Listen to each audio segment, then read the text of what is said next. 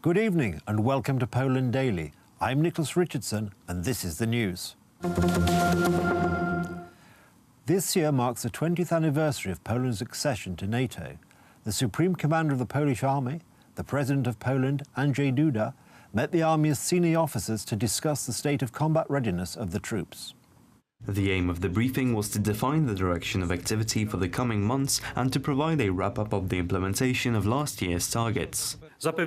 We secured sufficient funding, created an effective system of command, increased the number of soldiers and filled in the blanks in terms of modernizing the armed forces. We also took care of limiting the dangers in terms of cybersecurity, and we kept good relations with our key allies. The Minister of National Defense stressed his decision to form a 4th Heavy Infantry Division and to establish the Cybernetic Defense Forces. Their formation is the goal for this year. The creation of a new functional mechanized infantry division will be our priority this year. We will also aim to form territorial army divisions as well as ones connected with cybersecurity.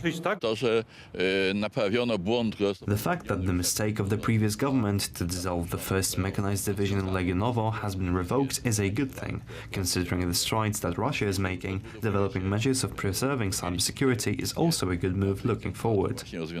Last year, key arms delivery contracts were signed. The most important purchase is the Patriot missile defense system and the HIMARS missile artillery. Recently, Polish authorities decided to bid for 32 new generation fighters that are included in the Harpia weapon program. There are many needs. T-72 tanks must be replaced and a new infantry fighting vehicle must be bought. The question is whether there will be enough for everything. In principle, the President and the Minister speak with one voice. There is one exception. Current regulations assume increased defense spending so that it reaches 3.5% of GDP in 2030. The President would like spending to grow more quickly. Considering the current plan of technological modernization of the armed forces, I uphold my postulate to reach the 2.5 threshold by 2024. I hope this will be possible. The executive briefing of the Ministry of National Defense and the Armed Forces is part of the NATO Week celebrations organized on the occasion of the 20th anniversary of Poland's accession to the North Atlantic Alliance. As part of the NATO Week, the President had a number of visits scheduled. In the afternoon, he met with NATO Secretary-General Jens Stoltenberg. To mark the centenary of Polish independence, new passports have since last year contained a new symbol and the motto, God, Honour and Fatherland. The Human Rights Ombudsman has received more than 1,500 complaints from those who say they don't believe in God and that their freedom of conscience has been breached. The Human Rights Ombudsman has decided to take the matter up with the Ministry of the Interior on the grounds that the religious impartiality of the state is being breached. Od listopada zeszłego roku obywatelom Polski są wydawane nowe paszporty. Since November last year, to mark the 100th anniversary of Polish independence, new Polish passports have been printed with the words God, Honor and Fatherland, which turns out not everyone appreciates. According to the spokesman for the Human Rights Ombudsman, more than 1,500 atheists have complained that they do not want God present in their passports. Adam Bodnar has decided to respond to this appeal and turned to the head of the Interior Ministry, Joachim Brudziński, to make changes to the new passports. By ten rozważył zmianę nowego wzoru dokumentu. Zdaniem obywateli, zdaniem naszych skarżących. From the point of view of the ombudsman and our complainants, this form of the document breaches freedom of conscience, so we have decided that it infringes the religious impartiality of the state. With regards to the fact that the motto was placed close to the passport photo in such a way that you could identify the person with the motto, and also because up to this moment passports didn't have this motto, and this document should have a technical character, we have decided to apply to the Ministry of Internal Affairs and Administration for him to look at and consider the legitimacy of the motto being included in this form. There should have been some consultation. People were surprised that such passports materialized without any consultation. I don't have any remarks to make because I'm not comfortable with it. Certainly not everybody was comfortable with that wording, with those values, But there are people who are also very radical, so perhaps we could think about whether passports could come in two versions, and those who really don't want these words could have another version. It is a trio of the Polish national tradition, Polish culture and Polish heritage, which is, no doubt, derived from Christianity. From this point of view, even by non-believers, it should be treated as an element of this great heritage in which we had persons of different religions or who are non-believers. This was commonly accepted. Hasło Bóg, honor i ojczyzna. God, honor and fatherland is not the only new feature of the Polish passport. The document also presents an old Polish eagle of the Second Polish Republic, an image of the Virtuti Militari cross and of the tomb of the unknown soldier, which has the words honor and fatherland on its ironworks. 10 weeks from now, the voters of the European Union will go to the polls to choose a new European Parliament. These elections used to generate little excitement, but it's different this year. All the political parties in Poland see these elections as a major test before this autumn's general election. The latest poll made by Ibris shows the ruling Law and Justice Party sports only a 1% advantage over the opposition bloc European coalition. Liberal politician Robert Biedroń's party Spring reaches 6% support, while the Cookies 15 movement has 5%. Below the threshold is the fast-rising far-right Confederation, a pro-Polish coalition party. Despite the latest poll results, Confederation still has a chance to cut some support from the Law and Justice Party and Cookies 15 movement. Obviously, every new political party can gain support here and there, but in my opinion, there are too many differences between the parties in that coalition, such as the approach to the EU.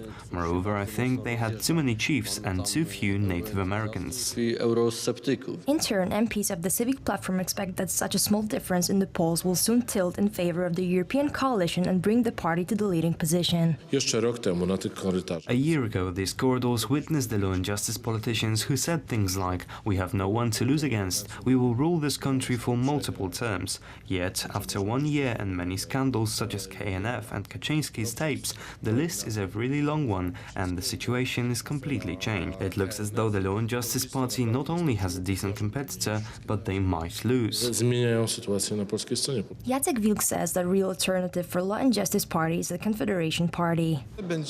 Polls show that we will take a large part of the Law and Justice voters. There are polls in which we have above the threshold of 5%. I think that we will definitely enter the European Parliament, and of course we will receive part of the votes from PiS, people who voted for peace and tired of scandals and filling posts and are looking for an alternative on the right. The elections to the European Parliament will take place on May 26, and until that time much can happen. Politicians explicitly call this election the first round in the final clash with the Parliament and the Senate. The Retirement Pension Plus programme is not a free gift, but a fight to give pensioners a good life, the Prime Minister of Poland, Mateusz Morawiecki, said today. He announced that the so-called 13th pension will come into force on May the 1st. Nearly 10 million pensioners will benefit from this programme. Who will benefit from this program? Retirees and pensioners of the common insurance system, farmers, those who receive bridging pensions, teachers' compensational benefits, allowances, social pensions, family pensions, disability pensions, and war pensions. Nearly 10 million people are entitled to this benefit in 1,100 zlotys. All of these people will receive this benefit without having to ask for it. The project will come into force on May 1st. This is a fight to give pensioners a good life. This is not some kind of a free distribution. We want this money in a fight with VAT tax mafias, and we are giving it away to the society, to young people by lowering the personal income tax, the 500+ program for families, and the 13th pension for pensioners. Some people call it a gift. I don't like this word. Me, this is showing respect and gratitude to pensioners who really worked hard for their entire lives. They lived in the times of the Polish People's Republic. They have small pensions, and all this has to be changed. There wasn't anything like that, like the 13th pension, at the time of the Civic Platform Party's term of office. A 23-year-old woman and her 3-year-old daughter were kidnapped in the city of Białystok in northeastern Poland in broad daylight shortly after 10 a.m. by 2 masked men. The great-grandmother of the child witnessed the incident from her apartment window and immediately called the police. A wide search and investigation is being conducted by various government agencies. We have this from the police spokesman. sprawie został uruchomiony. This matter has triggered the application of a special force procedure Child Alert, which has only been used 3 times since its creation in 2013. This procedure is in place when a minor is involved and we have probable cause that the person is being forcibly detained, which would be a criminal offence. The Child Alert is initiated by local police with the approval of the national headquarters. The procedure triggers a chain reaction of the flow of information from the police to various government agencies, media outlets and some operators of electronic billboards. All the information we have points to this being a kidnapping. 2 men got out of a van in ski masks, pushed the mother and her daughter into the vehicle and sped away. We found the van a few blocks away in a remote area between 3 standing garages. We have some clues as to what happened next, but due to the pending investigation and the fact that the kidnappers are still at large, I am not authorized to share this with you. I can only say that the detailed information was shared with all police units in Poland in a matter of minutes. My prowadzimy dalsze czynności poszukiwawcze. That's it from the news. Thank you for watching. Do stay with us for the weather, business and more besides. But from me it's have a good night and a better tomorrow.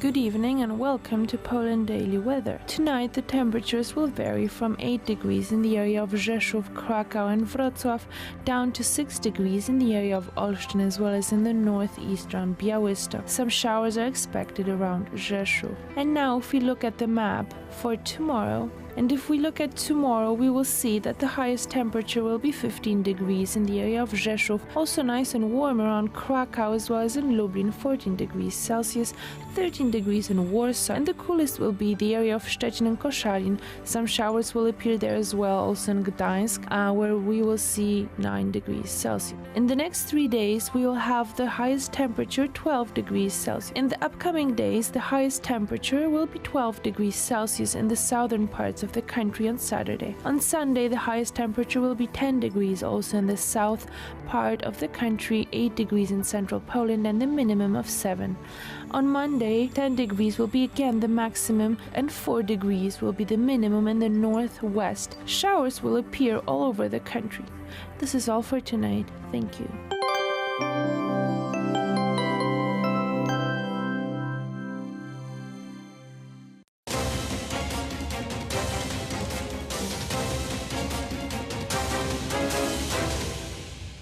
This is Poland Daily Business Edition. Our guest tonight is Piotr Hoffman of HM Investments. Sir, welcome to the show.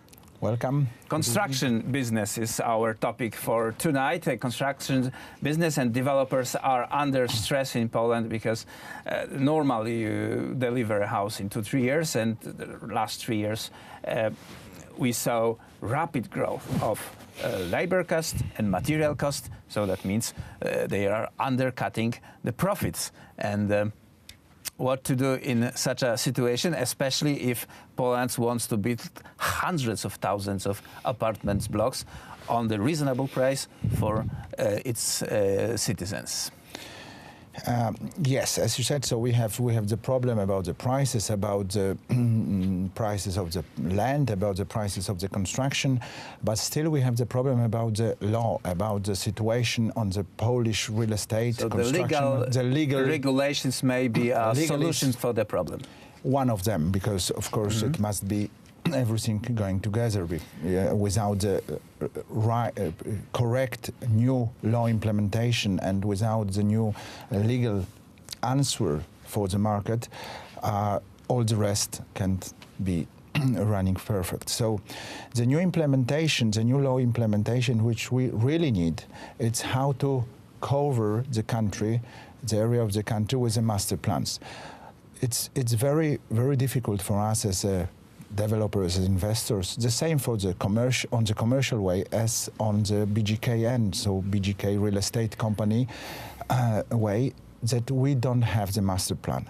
Master plan describe what you can build in which area, so it's very easy then, maybe not very easy, but much easier to go for the final document which you need to start the construction as a building permit.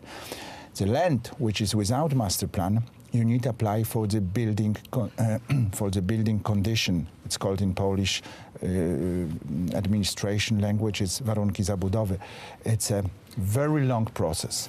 That's why in July this year, 2018, the new act was appealed. So the act called Special Housing Act.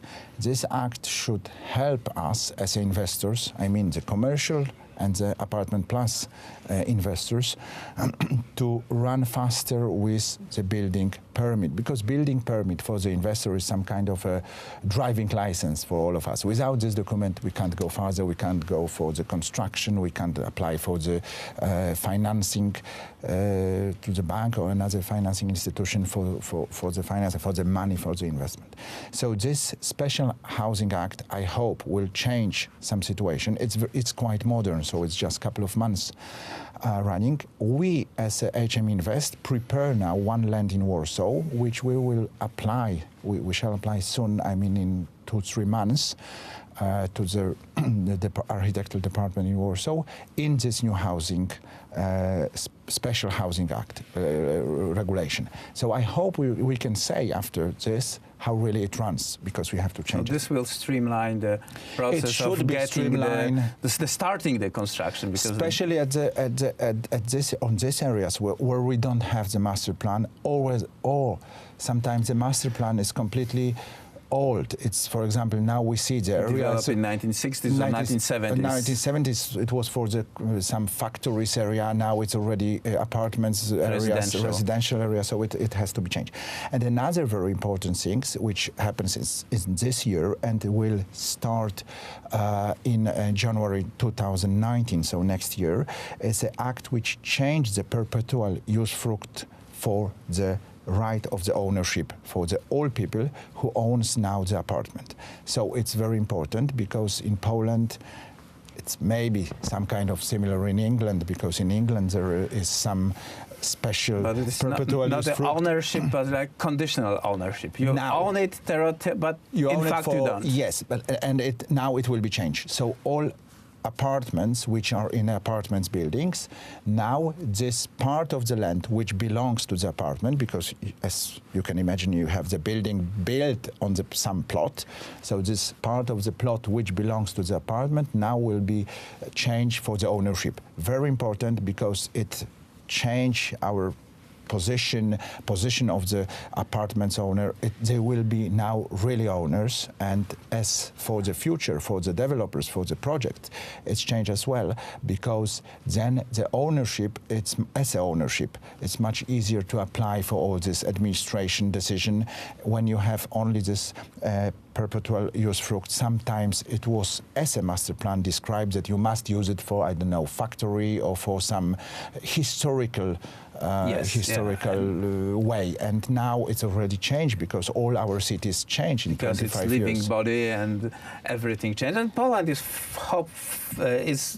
that's good. That is very fast developing. Even in 1970s, 1980s, you had a lot of spaces in Warsaw when was the factories inside the city. Now it's changed. It's a residential area, so it's important. The production is somewhere else. Outside the cities. Thank you very much for this brief conversation about the legal problem. It might have been, look to you, quite complicated, but imagine how it looks for the developers. Not really easy, but yes, but I hope it's changed now. Piotr Hoffman, CEO of HM Investment, was our guest, and that was it for tonight's Poland Daily Business. Good night, thank you.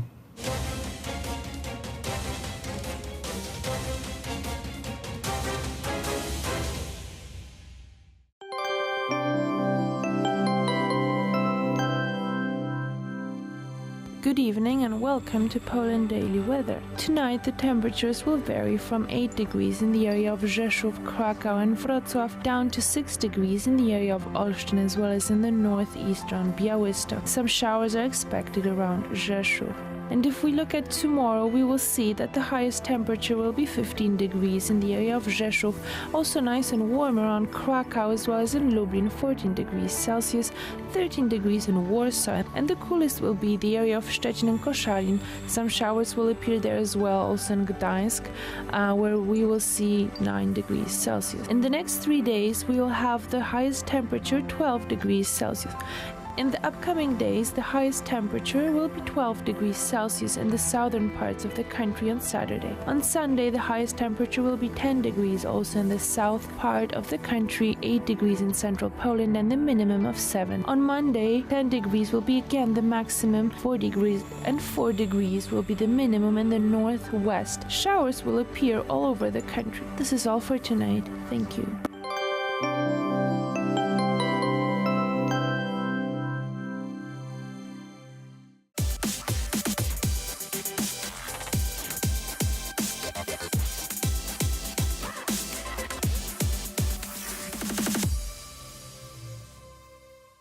In today's Poland Daily Culture, we're going to show you one of the lesser spoken about but very visible aspects of Polish life in the 20th century, the neon sign.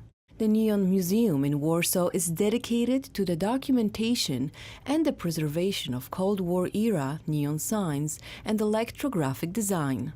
Since 2005, they have been engaged in the enormous task of documenting and preserving the last surviving remnants of the Great Neonization campaign across the former Eastern Bloc. Their ongoing efforts have been credited with ushering in a new neon renaissance throughout Poland, a movement that began with the opening of the first and only museum of its kind in Europe. The permanent collection contains hundreds of dazzling neon signs and other electrographic artifacts, many of which were designed by the great artists of the age, who were responsible for the world-famous Polish poster school. The museum illustrates the unique characteristics of a known art form which was born from revolution, served as state propaganda, and flourished during Poland's post-war period.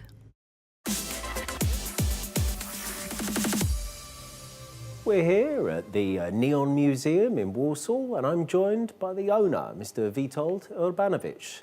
Welcome to Poland Daily Culture, sir. Good morning. First of all, I'd like to ask you about how the museum started. How did it first come about? We carried this project, documentation project, for 15 years. At the beginning, it was supposed to be a short photographic project. Ilona Karwińska, a photographer that lives in London, came with graphic designer David Hill for a visit to Poland. David was for the first time in Poland then, and he just noticed those old neons, and he said to Ilona that she should photograph them. He knew all the typefaces, but he didn't know those typefaces of the old neons because they were individually planned. So it was supposed to be a short project, but then when we started, the neons, we've realized that the neons disappear very quickly. In what sense do you mean they disappeared? Well, for example, our first neon collection is Berlin.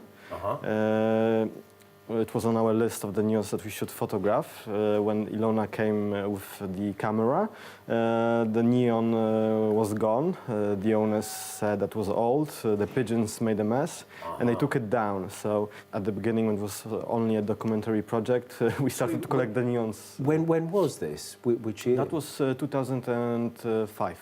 Then, as the project progressed, we've gained more and more neons. And our exhibitions were popular, so at one stage we thought that it would be nice to have a museum. In 2012, we've opened here in Prague a permanent exhibition. So how did it look beforehand then? You were just going from place to place, just having kind of short exhibitions in places? Yes, so we had the exhibition in London, Amsterdam, Wrocław. And there was a really positive feedback all the time. And those neons are quite big. They have glass tubes, so it's also difficult to transport them. And they are very fragile. So that's why at some point, when you had a lot of neons, we thought it would be nice to have this permanent place, so those neons would be in one place, and that's what you can see here. Yeah, absolutely. So how did your personal interest in neons first develop? Actually, I was changing the trams in front of the Berlin sign during my school times. Mm-hmm. And it always caught my eye because it was flashing and it was kind of outdated, representing the design that is not present now. So I always looked at that neon, and those neons always stayed in my mind. So when Ilona came to Poland, she's a member of my family. I was really happy to get on board this project and helped Ilona organize those photographic tour of those existing neons.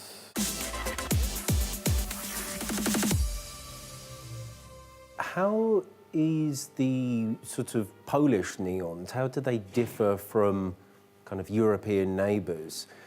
So, for example, if you took the exhibition to Britain, for example, was it something quite strange or different for them to see? That's a very good question, because those neons that we have here are from the post-war period, when in Poland we had a centrally planned economy. The neons were designed by graphic designers and architects for certain locations, and it took up to 3 years for a specific neon to get approved. So it was a very planned way of advertising, and actually those neons weren't supposed to advertise, they were supposed to adorn the city. So, for example, big flowers of height of 3 floors could be hanging over a flower shop, or a big mermaid over a public library. So the only limitation was the imagination of the creators, which had all the skills necessary to create interesting advertisements. It's something completely different than we can see now, when everyone can design advertising, and we can see that sometimes the city is covered in chaos. Absolutely. Warsaw being a good example of it. Well, so what significance did the lights have then in that time? Was it that if they weren't originally planned for commercial activity, why did they specifically choose neons? Well, the neons reappeared after the war in late 1950s, after the Stalinist period has ended. And the communist authorities wanted to brighten up the cities and create an illusion of a better world, better world than the Western one. So that's why those neons here had this artistic value, really big artistic value. Usually it was a matter of prestige for the cities to have all areas neonized.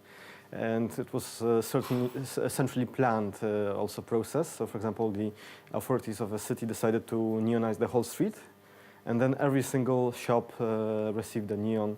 And no matter if it needed a neon, then every single place had to have a neon. So that was completely different than how the advertising should be done. I see. So it was just a sort of to give a kind of facade of everything is well in the country. And did other sort of socialistic countries do that also, or was that just unique to Poland? Yeah, other countries also did that. There are also interesting neon examples from Eastern Germany, Czechoslovakia, or Russia. Of course, not many neons are left, but actually when you look at those neons in different countries, you can see the style of the artists from countries. For example, the typefaces differ, represent the trends in separate countries. So that's also interesting to look at neons from different countries.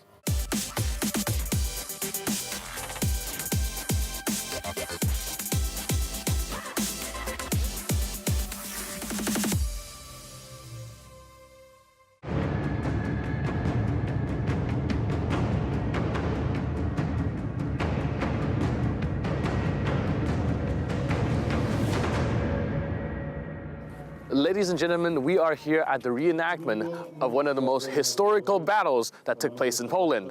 The battle known as Osinka Grochowska took place 188 years ago, and it was what ultimately stopped the Russians from taking over Warsaw. In the year 1795, Poland was partitioned by three of its neighbors, Russia, Prussia, and Austria. They were wiped out of the map of Europe, but almost 30 years later, they rise up against the Russian forces in what otherwise known as the November Uprising. Thanks to this very battle, the Poles managed to stop the Russians from invading Warsaw, taking over the capital, and potentially spare the lives of thousands of civilians. Many Poles fought on the side of France during the Napoleonic Wars. As a result, the French set up a semi-independent state called the Duchy of Warsaw in 1807. After Napoleon's defeat at Waterloo and the 1815 Congress of Vienna, Russia took control over Warsaw again. However, one of the provisions of the Congress of Vienna stipulated that the semi-autonomous status of the Duchy of Warsaw would remain in the new Russian satellite state known as the Congress Kingdom. The Polish Congress Kingdom was allowed to have its own constitution, one of the most liberal in Europe of the time. But a couple of years after the Vienna Congress, the Russian Tsar started ignoring the constitution. As a consequence, the Poles decided to revolt against the Russian Empire in 1830, an event which became known as the November Uprising. As we know, the November Uprising did not only significantly influence Poland, but also other countries as well. And we know that it's significantly linked to the establishment of the Belgian state. And I was hoping you can elaborate a little bit more about it. Jeżeli mówimy o wiośnie ludów w 1848, to musimy powiedzieć o przedwiośniu. When we want to talk about the 1848 Spring of Nations, we need to mention the pre-spring period of the year 1830.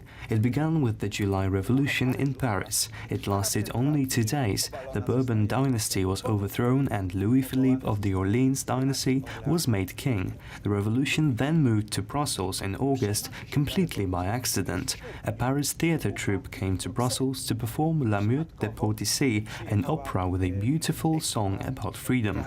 It just so happened that the song came from the opera to the streets. People started singing it and it turned into a full-blown revolution. The song fit perfectly with the emotions brewing up inside the Catholic community in the Netherlands Kingdom, which didn't want to be a part of Holland. We should remember that the Netherlands were a Calvinist country and the Catholics had seemingly no rights. On August 26, 1830, the Belgian Revolution broke out. After a few weeks, the Belgians gathered their parliament and on October 4th, they declared independence. They cut off their ties with the United Kingdom of Netherlands entirely. I should add that the King of Holland was soon to be William II of the Netherlands, who got married with the sister of Tsar Alexander I. They were family, hence the brother-in-law of the Russian Tsar could ask Alexander I for help in dealing with the Belgians, which he did. And indeed, in the middle of November, there was an announcement in the press that the whole Congress army, meaning the Poles forced to serve in the Russian army, was to be ready to march. The only thing left to do was for the Russians to negotiate with the Prussians to let the army pass through their country to the Belgian border to defeat the revolution. It was clear from the beginning that the revolution will be supported by France, where it came from. It meant that Poles, who for a brief moment regained some independence fighting alongside Napoleon Bonaparte, would be forced to stand against the French army. And that was something that the Poles couldn't bear. They said that it would be below their honor, that being enslaved is tragic, but to bring enslavement to other nations would be even worse. They thought it was better to die in their own country than fight battles in Waterloo once again, but on the wrong side. Thanks to Poles, another battle in Belgium didn't take place, and for that the Belgians were very grateful. They immediately hired around 150 Polish officers, and for almost 10 years their supreme commander was a Pole, Jan Skrzynecki. He wasn't the greatest commander in history, but he was a good organizer. Belgium didn't engage in any other conflict during that time, but they still had a very well-organized army. Even in the interwar period between 1918 and 1939, the Belgians were sending a delegation to lay wreaths in front of the tomb of the unknown soldier. What's more, during the time of the Solidarity struggle against the communists, I myself saw a delegation of 2 buses from Liège and Brussels who laid wreaths as token of gratitude for the fact that Poles were able to stand by the Belgian Revolution and not allow the Tsar to force them to take away someone's freedom. We were simply brothers. Zmusić do zdławienia czyjejś wolności. Byliśmy po prostu braćmi. As Russia came out victorious in the Napoleonic Wars, a huge Russian army occupied Paris. In the decades after Congress of Vienna, Europe lived in fear of Russia sending its large armies to quell uprisings across Europe. Russia had, in effect, become the policeman of Europe. There's a great distance between the border of Russia and Belgium, and they really went a long way. I was wondering if that's a common practice that the Russians enact during the time, or is it like a special occasion? Trzeba pamiętać, że Rosją rządziła dynastia niemiecka. We need to remember that Russia was actually ruled by a German dynasty. It was the House of Oldenburg dynasty, also called Holstein-Gottorp. It was only in their tradition that they called themselves Romanov, interestingly written in an English or French way with 2 Fs. This dynasty couldn't even speak Russian for a long time. It was said that the Empress Catherine the Great could only swear well in that language. In everyday life, she mainly spoke French, which was the language of the aristocracy, or in German, which was her native language. Her son and grandchildren the same. Tsar Alexander spoke better in Polish than in Russian. Only Nicholas was a true Russian. Nonetheless, the smaller German states were really afraid that the Russian forces would invade them, except for the ones closer to the sea and the British fleet. At that time, the so-called Great Game was beginning, with the British operating in the sea and the Russians operating on land. Even still, all the 36 German states, kingdoms in Italy, France or Switzerland, which was invaded by the Russian army of General Suvorov in the end of the 18th century, or France, which had Russian forces on its territory for 3 years, were all well aware that the Russians could attack them in the future. So in July 1830 we had the July Revolution in Paris, in August in Brussels the Belgian Revolution, and in September there was the revolution in Dresden and the Saxony declares its constitution. Then in October there was a revolution in Bautzen or Budyszyn and the Lusatians declared their constitution, which allowed them to speak the Lusatian language. Finally, in November there was our uprising, the November Uprising, which took Russia out of the European political scene for more than a year. Suddenly, Europe had a chance to breathe and feel free after the threat of the Russian army looming above. We need to remember that no one could really oppose Russia at that time. It had 500,000 soldiers and 600 cannons. A united Europe was needed in order to stand a chance against Russia, and the European countries realized that they could do so if Poles were to take the first strike. That's why, after the uprising fell, Poles were welcomed with such kindness by the Germans. It was one of the few rare examples of Polish-German friendship, and to this day it remained so in some parts of Germany where Poles are liked and respected, for example in Baden or Saxony. There, Poles are often welcomed with sympathy. Even Wagner wrote a beautiful symphony about Poland, so the fact that Poles organized the uprising was often mentioned in gratitude in Europe. Another example of this is the story of Joachim Lelevel, the greatest leader of the Democrats and the member of the insurgent national government, who after the uprising found shelter in Brussels as an honorary guest. They called him a loner from Brussels. All this shows how Europe was thankful for the November Uprising, although unable to aid it in the end. Świadczy o tym, że Europa doceniła powstanie listopadowe, chociaż nie była mu w stanie dopomóc. As we can observe, the memories of the historical battles are still kept alive and well, even centuries after the battles have taken place. Clearly, the struggle for national sovereignty is still a key value within the Polish collective memory. That's it for today. I'm your host, Benjamin Lee. I'll see you next time on Poland Daily History.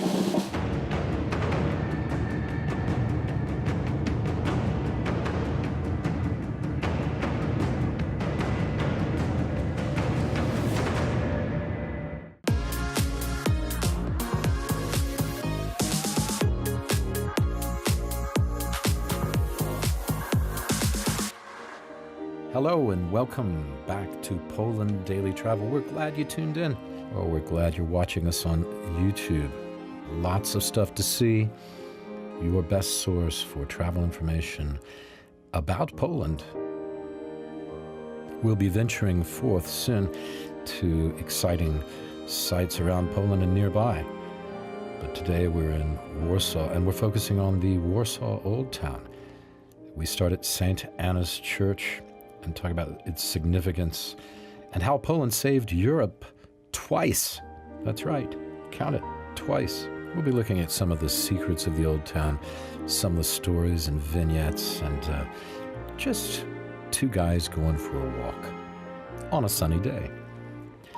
So stay with us on Poland Daily Travel. We're really glad you tuned in, because why do we do this? We do it for you. Stay with us. Okay, well, that was St. Anna's Church. Thanks for the excellent guiding there, Arthur. I mean, Polish history is an endless puzzle, as you like to say. And there's so many pieces of this puzzle that putting it together creates a very intricate mosaic of a country which has been the greatest, largest country in Europe at one time, 400 years ago, and has also disappeared from the map. You can't really say that about any other major country. I think it makes the history of Poland incredibly interesting, incredibly powerful, and incredibly memorable. It's been such an intricate history, an intricately woven history, and all the different cultural aspects, including the churches, including the history of the aristocracy, including the history of the common people who made this country great, is something compelling. I mean, it's one thing that's always drawn me to Poland, and is one of the reasons I've spent so much time here in my life. It's just endlessly fascinating, isn't it? Gosh, that was a long talk. Well, but I appreciated it so much. I think that everyone appreciated your speech. And as a Polish man, I would like to say that I appreciate so much the way you understand Polish history, the way you describe Polish history, and I mean, I'm speechless. That's an amazing statement that you have just provided. And when it comes to these general frames of Polish history that we try to describe to all of you during this program, and then when we talk about particular pieces of puzzles, then I hope that this is how it all becomes clear, because we are just proud, we are just happy, and we appreciate the fact that today we can talk and describe Polish history in your way, in my way, in our way. And this is what makes us feel that all these battles and all these difficult moments led to the point where nowadays, today, we are having... It's a great country today. Exactly. I mean, it's a country with its whole future ahead of it. I think this is a point why you need to talk about these things that happened in the past, these tragedies, this endless, sometimes, series of conflicts. It's important to know that, then to look and see how that history can be transformed into prosperity and into a reasonable society as you have today. And in fact, one of the most successful countries in the world today, out of nothing. Everything behind us was in ruins. Correct. 70 years ago. And this year, Poland... 75 years ago. Yes, yeah. Poland joined 25 most developed economies on entire planet Earth. Yeah. Polish ex-prime minister is the president of European Council. Yeah. We are having Middle East.